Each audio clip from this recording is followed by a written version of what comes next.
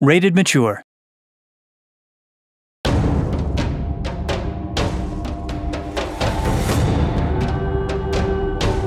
You encountered a lot of pirates in the prequel Risen, as well as in other games that we have developed, and that fitted pretty well with the dialogue style of the games and their quests, so we decided to turn it into a complete game.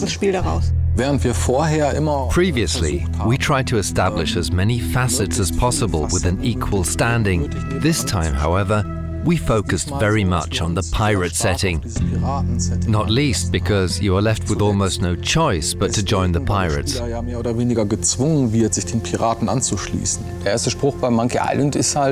first line of Monkey Island is, "I want to be a pirate," and then you gotta go to the tavern and do piratey things, find a treasure and so on.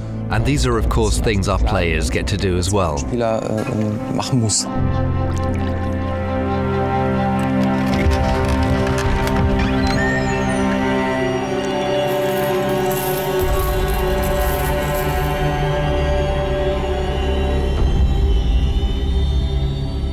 Wie man hier sehen kann, wollten wir raus aufs Meer und durch diese Schiffsreisen halt ein tropisches und exotisches Piratenspiel erzeugen. Hier haben wir die Startlocation. Hier lernt man das Spiel kennen. In einem Tutorial kannst dann am Anfang ein paar Monster plätten am Strand oder so, in der letzten Bastion der Menschheit. Fährst dann auch ziemlich schnell dann mit dem Schiff rüber zu der ersten Insel, die dann schon etwas größer ist, wo es auch zwei Lager gibt, einmal von der Inquisition und einmal hier hinten das Piratenlager. Da wird die Welt ein bisschen größer. Wenn du dich den Piraten angeschlossen hast, dann kannst du dann mit dem Schiff direkt mit den Piraten zu dieser Küstenregion auf dieser Seite dann hinreisen. Die Welt wird immer größer und von da ab hast du dann irgendwann, hier kriegst du dann dein eigenes Schiff und kannst dann auch andere Inseln dann weiter bereisen. Es lohnt sich auf jeden Fall am Ende des Spiels, im weiteren Verlauf des Spiels dann auch nochmal Locations, die man schon bespielt hat, nochmal hinzureisen, weil es da auch noch mehrere Quests gibt, noch im hinteren Bereich des Spiels. Also wir haben damals angefangen. Back then, we started with the prototypes. We just built pretty rough landscapes and walked through them, put in a few trees and various placeholders and checked out how it felt. Too big, too small. After that, the prototypes went into production and that's when the game began to take on a life of its own. Teilweise von alleine zu wachsen. In Risen 2 haben wir mehrere Inseln und There are several islands in Risen 2. In the past, we built the game landscape by hand. That's a lot of work. You have to add a lot of details and create all the paths. Little adaptations or corrections create a lot of work and effort. Therefore, we decided to implement a terrain engine, which is a first in the history of Piranha Bytes. And it paid off, because we were able to implement prototypes way faster. Prototypen als auch implementieren konnten.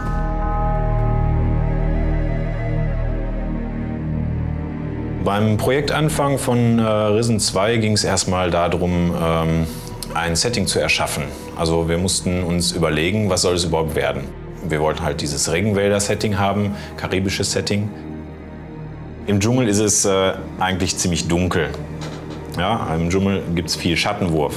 Es gibt unterschiedliche Baumhöhen und es gibt viel Bodenvegetation.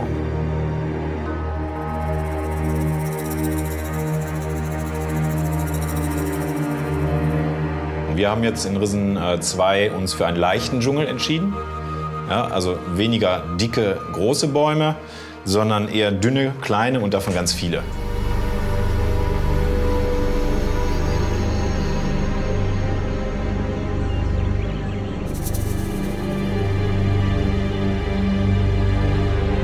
Also wir sind ja hier im Ruhrpott und so viel haben wir nicht hier, was wir uns selbst anschauen können. Ja, aber ein paar Wälder haben wir schon und da ziehen wir schon mal selber los mit der Kamera. Die Wälder sind teilweise urig hier, das soll man gar nicht meinen.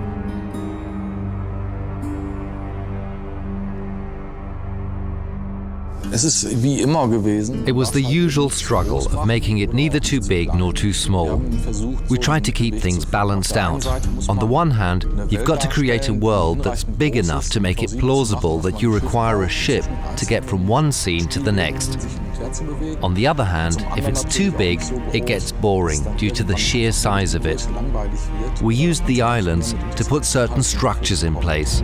At the start, players have no ship, so they are told to go to Island A, then to Island B, and suddenly you get your ship and you can get to Island C, D, E, F, G, in whatever order you desire.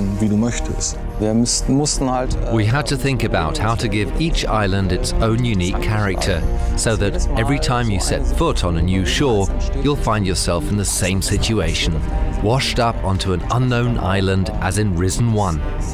The settings and plots are set up correspondingly. Originally, we intended to have smaller locations, but a lot of them. What we've got in the end are a lot of big locations and a lot more fun exploring them.